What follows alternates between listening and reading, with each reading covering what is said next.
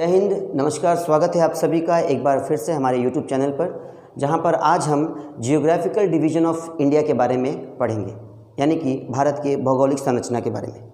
देखिए, भारत विविधताओं का देश है, फिर वो चाहे किसी भी सेक्टर में आप चले जाइए, चाहे आप एग्रीकल्चर के फील्ड में चले जाइए तो कहीं बाजरा है, तो कहीं चावल है यानी कि धान है, कहीं गेहूँ है, कहीं कपास है यानी कि रुई कॉटन, शुगर केन, हर जगह अलग अलग तरीके हैं। कहीं जंगल है तो कहीं मरुस्थल है, कहीं की भाषा, कोई भाषा है तो कहीं 4 किलोमीटर 5 किलोमीटर बाद भाषा बदल जा रही है।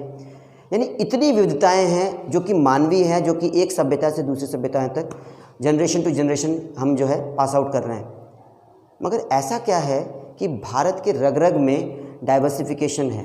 जी हाँ, हमारे जो जियोग्राफिकल जो स्ट्रक्चर है भारत की, उसमें भी जो है विविधता पाएंगे आप। तो वो कौन कौन से हैं? वो 6 हैं। आइए पहले हम समझते हैं वो 6 कौन कौन से हैं। तो पहला है हिमालयास, यानी कि हिमालय पर्वत जो हमारे उत्तर में जो रन करते हैं, हिमालयास। दूसरा जो है वो है हमारे उत्तर के मैदानी क्षेत्र, यानी कि नॉर्दर्न प्लेन्स, उत्तर के मैदानी क्षेत्र, ठीक।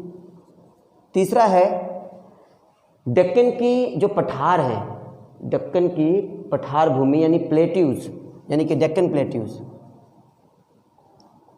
ये वीडियो मैं इंग्लिश मीडियम और हिंदी मीडियम दोनों के बच्चों के लिए बना रहा हूँ, दोनों तरह के बच्चों के लिए, क्योंकि हमारे लिए किसी एक माध्यम तक सीमित नहीं रहना है। हमारा मुख्य उद्देश्य कि बच्चा किसी भी माध्यम से उसे समझ आना चाहिए।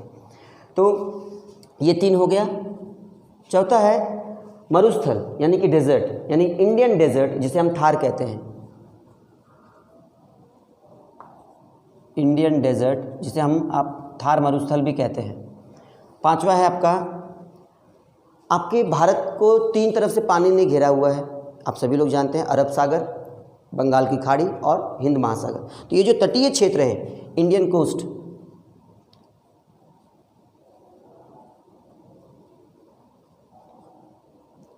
और लास्ट है आइलैंड्स, यानी कि द्वीप समूह। सोचते होंगे कि भारत इतने सारी चीज़ों को लेकर चल रहा है तो गजब ही होगा। तो पहला है आपका, आप देख सकते हैं यहाँ से, हमारे हिमालय पर्वत श्रृंखलाएं। दूसरा जो है उत्तर के मैदानी क्षेत्र।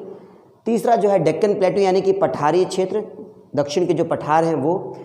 चौथा है इंडियन डेजर्ट, यानी थार मरुस्थल, यानी कि रेगिस्तान।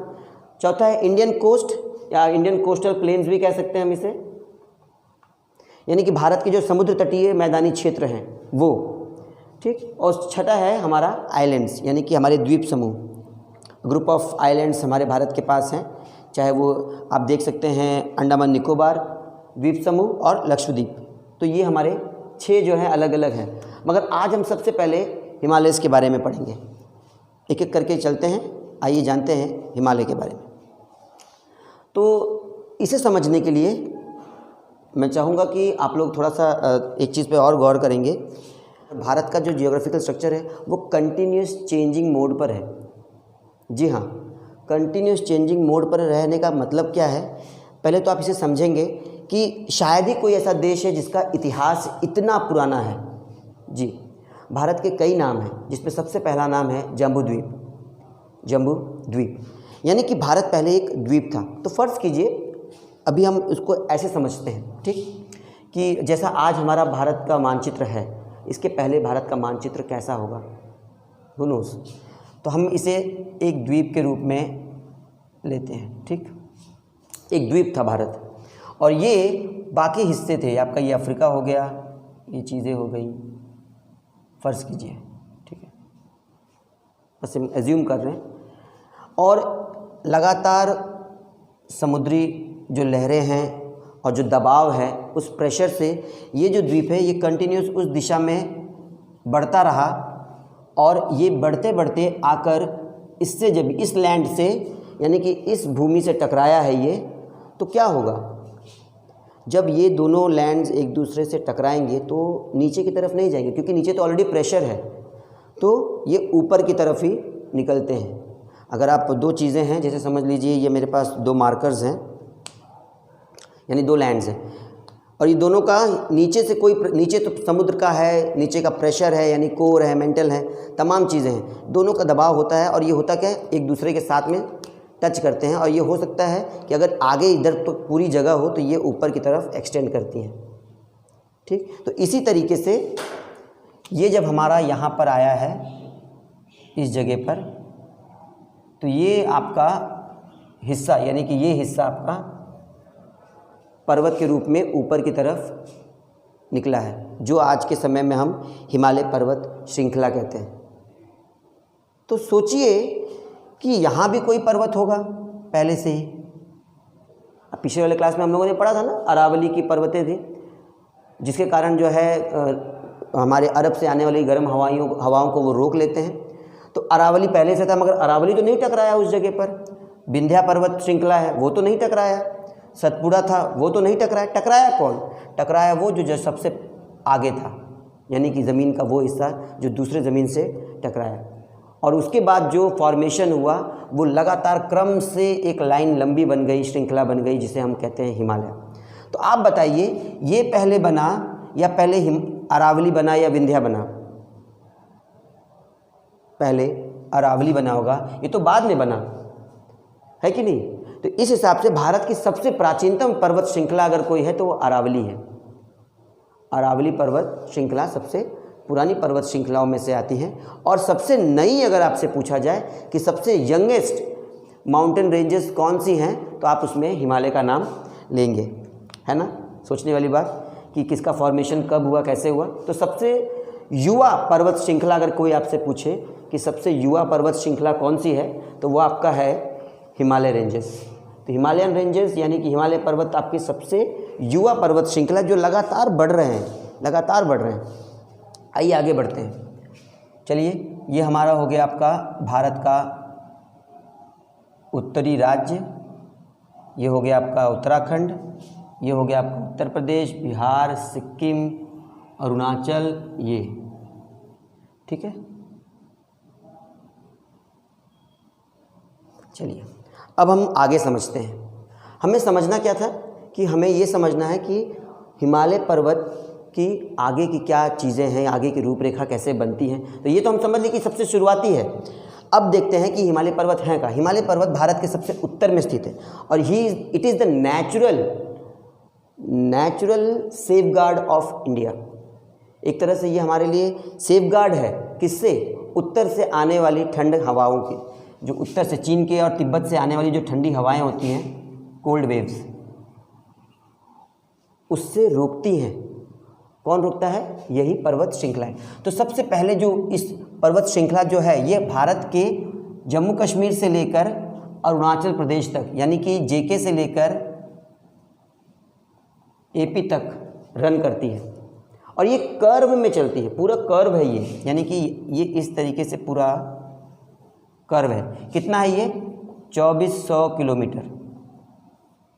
यानी कि भारत में उत्तर से लेकर, यानी कि एक तरह से आप समझिए नॉर्थ वेस्ट से लेके नॉर्थ ईस्ट तक का पूरा हिस्सा ये कवर करता है और ले जाता है वहाँ पर आपका 2400 किलोमीटर पूरा हिमालय रेंज है।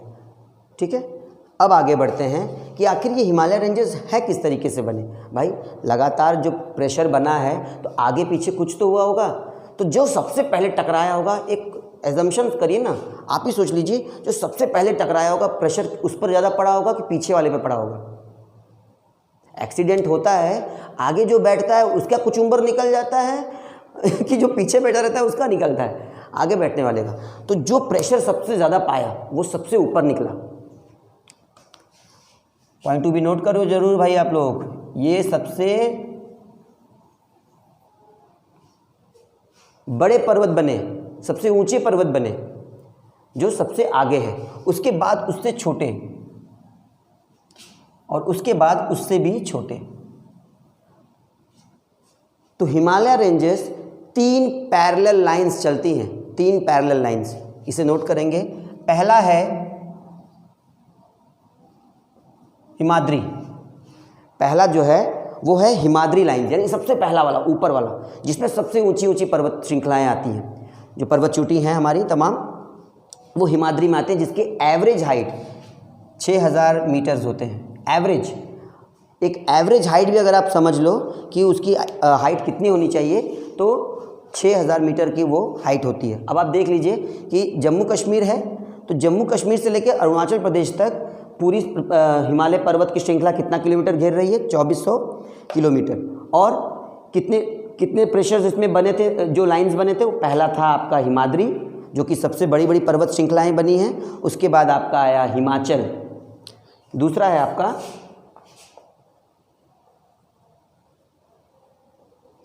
आपका हिमाचल है, और तीसरा जो है आपका वो शिवालिक है, शिवालिक। ठीक है, तो ये 3 आपके अलग अलग हैं। सबसे पहले जो आता है वो आपका हिमाद्री है, जिसमें सबसे ऊंची पर्वत श्रृंखलाएँ आती हैं आपकी, फिर हिमाचल है और फिर शिवालिक है। तो हिमाचल हिमाद्री से थोड़ा छोटा है, ठीक है, और उससे भी छोटा आपका शिवालिक है, जहाँ पर हम लोग हिल स्टेशन और ये सब जगह, नैनीताल, इन सब जगहों पे घूमते हैं। तो वो ये तो मूल चीज़ें आपको यहाँ पता चला है। आगे बढ़ते हैं हम। हिमालय पर्वत सिंधु नदी, यानी जिसे हम इंडस कहते हैं, सिंधु नदी से ब्रह्मपुत्र तक, अरुणाचल प्रदेश के ब्रह्मपुत्र तक ये रन करता है। कौन रन करता है? हमारा हिमालयन रेंजेस। ठीक, आगे बढ़े। अब देखते हैं कि ये जो इसका चौड़ाई, अब देखते हैं इसका पहले, तो ये आखिर कितना एरिया कवर करता है। यानी कि अगर यहाँ से ये स्टार्ट कर रहा है तो इस जगह से लेके इस जगह तक आने में ये कितना एरिया लेता है। इसका जो विड्थ है, ठीक है ना, वो जम्मू कश्मीर से तो ये 400 किलोमीटर का इसका विड्थ होता है। ठीक है, कि ये 400 किलोमीटर का विड्थ होता है। और ये जैसे जैसे आगे बढ़ता है अरुणाचल प्रदेश की तरफ, जैसे जैसे ये अरुणाचल प्रदेश की तरफ बढ़ता है, ये आ जाता है आपका 150 किलोमीटर इन अरुणाचल प्रदेश। पतला होता चला जाता है, यानी कहता चौड़ा है, आगे जैसे जैसे जैसे जैसे जैसे एकदम सकरा होने चला जाता है, ये पतला होता चला गया। ठीक, ये समझ में आया? तो सबसे जो ऊंचे माउंटेन्स हैं वो किस में पाए जाते हैं? हिमाद्री में। अब आपको बताएं कि सबसे ऊंचा पर्वत है कौन सा? वो आपका है माउंट एवरेस्ट। Mount Everest. अब मैंने आपसे बताया कि एवरेज हाइट जो है वो आपका 6000 किलोमीटर आपके हिमाद्री में है, तो माउंट एवरेस्ट तो एवरेज से ऊपर है ना, कितना है? 8848 मीटर, 8848 मीटर, जो कि नेपाल में है माउंट एवरेस्ट। ठीक ना, ये आपका 8848 किलोमीटर का जो हाइट है वो कहाँ पाया जाता है? आपके माउंट एवरेस्ट में पाया जाता है। तो अब चलते हैं हम लोग हिमाद्री के दक्षिण में, यानी कि हिमाद्री के नीचे कौन सा स्टार्ट हो रहा है? हिमाचल, जिसका average height 3700 metres to 4500 metres होते हैं। यानी कि हिमाचल में, यानी कि जो बीच वाला आपका जो पर्वत श्रृंखला है जिसे हम हिमाचल कहते हैं, उसका जो एवरेज हाइट है वो 3700 मीटर्स टू 4500 मीटर्स होता है। अब ये जगह क्या है? आपके हिमाद्री में तो खूब हिम है, हिमाद्री यानी कि पूरी तरह से स्नो से पटा हुआ है, वहाँ पर जो पर्वत है उस पर केवल बर्फ़ ही बर्फ़ है। मगर जो हिमाचल है, यहाँ से थोड़ी थोड़ी चीज़ें बदलनी शुरू होती हैं। यहाँ पे वैलीज़ हैं, जैसे पीर पंजाल, कश्मीर की हसीन वादियाँ जो आप कहते हैं, तो वो सारी चीज़ें कहाँ हैं? हिमाचल में। ठीक, तो हिमाचल का जो एरिया है उसकी जो हाइट्स माने जाते हैं, एवरेज एल्टीट्यूड हाइट्स जो होते हैं, एक पर्वत की औसतन जो ऊंचाई है वो 3700 मीटर से 4500 मीटर नापा गया है, और ये किस में है? आपके हिमाचल में। ठीक है, इसके बाद आपका एक चीज़ और है कि हिमाचल, जैसे हिमाचल प्रदेश हम कहते हैं, हिमाचल प्रदेश के जस्ट नीचे आप, ये आपका हिमाचल प्रदेश है, इसके नीचे आपको उत्तराखंड दिखता है। तो जस्ट समझ लीजिए कि हिमाचल प्रदेश का जो क्लाइमेटिक कंडीशन है वो आपका क्लाइमेटिक कंडीशन हिमाचल रेंज का है। बड़ी बड़ी पर्वत श्रृंखलाएं, बीच में घाटी में पानी कल कल बहते हुए, ये एक सुंदर दृश्य प्रस्तुत करता है। मगर वही जैसे ही आप शिवालिक की तरफ आइए तो दूर दूर तक केवल हरियाली दिखती है, घास के मैदान, ठीक ना, टीले टाइप के, जैसे स्विट्ज़रलैंड चले गए हो आप।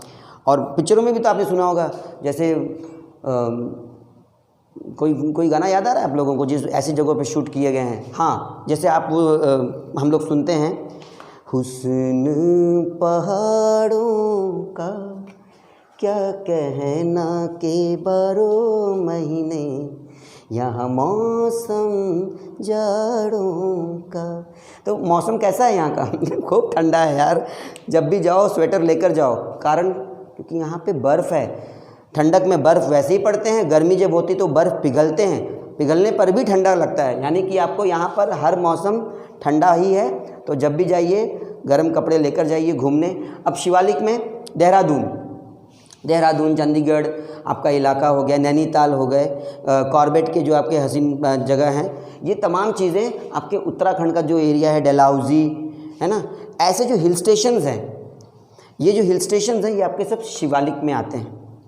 ठीक, तो मेन चीज़ क्या है, जो व्यक्ति मतलब रहने के उद्देश्य से हम जाते हैं शिवालिक के जगह पे। भैया घूमने गए हैं, घूम फिर लिए। अगर आप थोड़ा सा ट्रैकिंग करने के आपके शौक़ हैं, ऊंचाई पे चढ़ने का भी मन कर रहा है आपको, तो आप हिमाचल तक चले जाएंगे। मगर यदि आपके अंदर और भी जज्बा है, नहीं मुझे एवरेस्ट फ़तह करना है, तो आपको हिमाद्री में जाना होगा। इसका समझ लीजिए, आप शिवालिक का रेंज तो कवर कर लेते हैं दौड़ते दौड़ते, थोड़ा सा ज़्यादा पावर है तो आप 3700 मीटर से 4500 मीटर तक की चढ़ाई कर लेंगे। मगर यदि आपको माउंटेनर बनना है, बचिंद्री पाल की तरह बनना है, तो आपको 6000 मीटर के ऊपर की हिम्मत दिखानी होगी, तब आप माउंट एवरेस्ट जैसे सबसे ऊंची चोटी पर पहुंच सकते हैं। और वहाँ आज तक किसी भी फिल्मकार ने माउंट एवरेस्ट पे जाके गाना नहीं गाया। सोचिए, अगर बहुत अच्छा लगता है आपको पहाड़ों पर जाके गाना, तो एक बार माउंट एवरेस्ट पे भी जाके देखो कैसा लगता है गाकर। It's not possible, but not also impossible. Impossible भी नहीं है, एवरीथिंग इज़ पॉसिबल। अगर हिम्मत है, चाहत है, तो आप कर सकते हैं। तो ये आपने देखा कि एक बार रिकैप कर लीजिए कि भारत के उत्तर से जम्मू कश्मीर से लेकर अरुणाचल प्रदेश तक की जो आपकी एक आर्क बनती है, वो कितना किलोमीटर कवर करती है? 2400 किलोमीटर आपका कवर करती है। चौड़ाई देखा जाए तो 400 किलोमीटर से शुरुआत होता है इसकी चौड़ाई, यानी विड्थ। और ये धीरे धीरे जैसे ही आप अरुणाचल प्रदेश की तरफ बढ़ती है, तो ये धीरे धीरे पतली होती चली जाती है और 150 किलोमीटर की चौड़ाई लेकर रुकती है। इसके बाद इसकी तीन पैरेलल लाइन्स हैं। सबसे पहले नॉर्दर्न में आपका आता है हिमाद्री, जिसमें 6000 एवरेज एल्टीट्यूड हाइट्स के पर्वत पाए जाते हैं।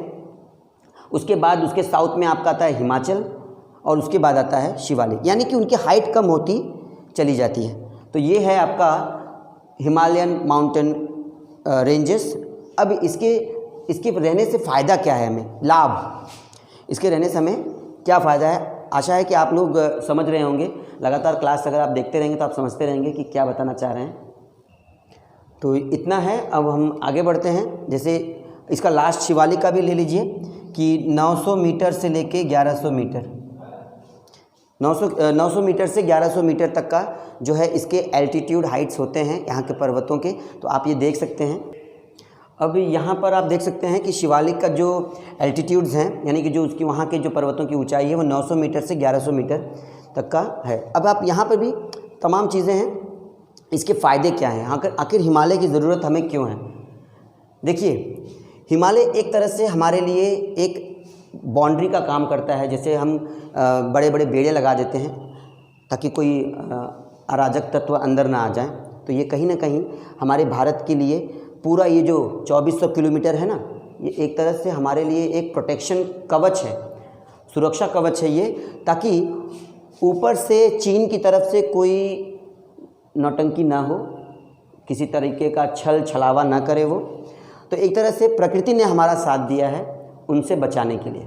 ठीक है, तो एक तो हो गया वो। दूसरा कोल्ड वेव्स, उत्तर से आने वाली जो ठंडी हवाएं होती हैं उसे ये बड़ी चट्टानें जो हैं रोक लेती हैं। अब सोचिए, उसके लिए भी हमें सबसे शुरुआत में इन ठंडी हवाओं को कौन रोकता है? हिमाद्री रोकता है। इसीलिए हिमाद्री पर एक तो सबसे ऊंचा भी है, ऊपर से वो ठंडी हवाओं को रोकता है, तो और तेज़ी से वहाँ पे बर्फ़ का असर नज़र आता है। इसके अलावा हिमालय पर्वत की से तमाम ऐसे नदियाँ निकलती हैं जिसके कारण भारत में पानी का बहुत बड़ा भंडार होता है। और इसी के कारण कहीं ना कहीं भारत में जो फसल है वो इतनी अच्छी होती है। और एग्रीकल्चर, एक तरह से एग्रीकल्चर पूरी तरह से उसी पे डिपेंड करती है, क्योंकि हमारे भारत में सदाबहार नदियां हैं जो कि 12 महीने पानी से भरी होती हैं। उसका कारण है क्योंकि उनका स्रोत, उनका उद्गम स्थल इन्हीं हिमालय के जगहों से होती है। ठीक है, जैसे गंगा, जमुना, ये तमाम जो नदियाँ हैं, आपका इंडस, सिंधु नदी, रावी, हाँ, झेलम, ये तमाम नदियाँ जो हैं, ये सब नदियाँ जो हैं, ये हिमालय के जो है मुख्य स्रोत के रूप में निकली हैं। ये हिमालय के सोर्स हैं, वहीं से इनका शुरुआत हुआ है। तो कहीं ना कहीं हमें और क्या चाहिए?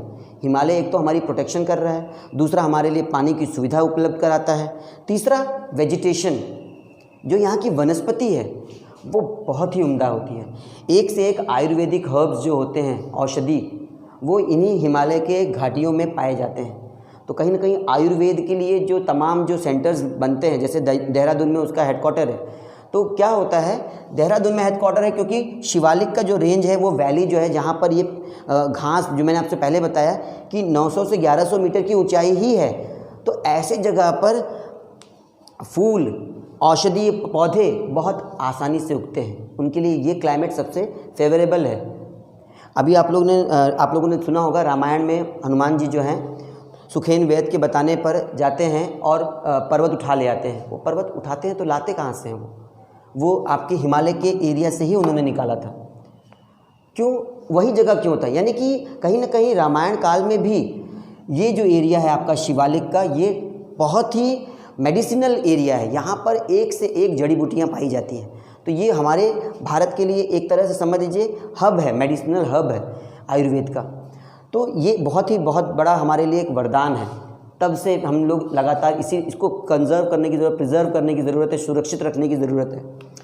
तो ये हो गया आपका शिवालिक का। और अगर कभी मन करे घूमने का तो आप हिल स्टेशन जाएं और वहाँ का तब नज़ारा देखिए और समझिए कि आखिर भारत में इन हिमालयस की क्या भूमिका है, क्यों इतने ज़रूरी है। चौथा चीज़ एक और आता है, वो है वाइल्ड लाइफ, जंगली जीव। ये पूरा जो हिमालय क्षेत्र है ना, एक तरह से समझ लीजिए भारत की बहुत बड़ी एक जो वन्य जीव होते हैं उसको संरक्षित करती है। याक, स्नो लेपर्ड, है ना, और तमाम ऐसे जीव जिसे हम कहते हैं जंगली भालू कहते हैं, हाँ, और हिरन हैं। यानी कि जो पहाड़ी क्षेत्रों में पाए जाने वाले वो तमाम जंगली जानवर जो हिमालय के इन्हीं घाटियों में अपनी पनाहगाह बना के रखे हैं। और अगर ये जानवर हैं तो जंगल है तो हिमालय है। ये एक चेन सिस्टम है, क्योंकि अगर जंगल ही नहीं रहेंगे तो कहीं ना कहीं सॉइल इरोजन होगा। सॉइल इरोजन यानी कि मृदा अपरदन, मिट्टी का कटाव होना शुरू हो जाएगा। अभी आपने हाल ही में देखा होगा जब बादल फटा था केदारनाथ जो हमारा धाम है वहाँ पर, तो कितनी मिट्टी जो है पानी में बह रही थी। उसका मूल कारण यही है कि हमने कंस्ट्रक्शन में नेचर का साथ नहीं दिया। हमने कंस्ट्रक्शन तो किया, साथ में वहाँ के पूरे पेड़ पौधे काट डाले। इससे मिट्टी जो है वो ढीली हो गई। ज़रा सा पानी का बहाव आया तो अपने साथ वो मिट्टी बहा ले गई। तो हमें पर्यावरण के साथ चलना है, ना कि पर्यावरण को अपने साथ चलाना है। हम उनके अधीन हैं, वो हमारे अधीन नहीं है। इस चीज़ को समझना बेहद ज़रूरी है।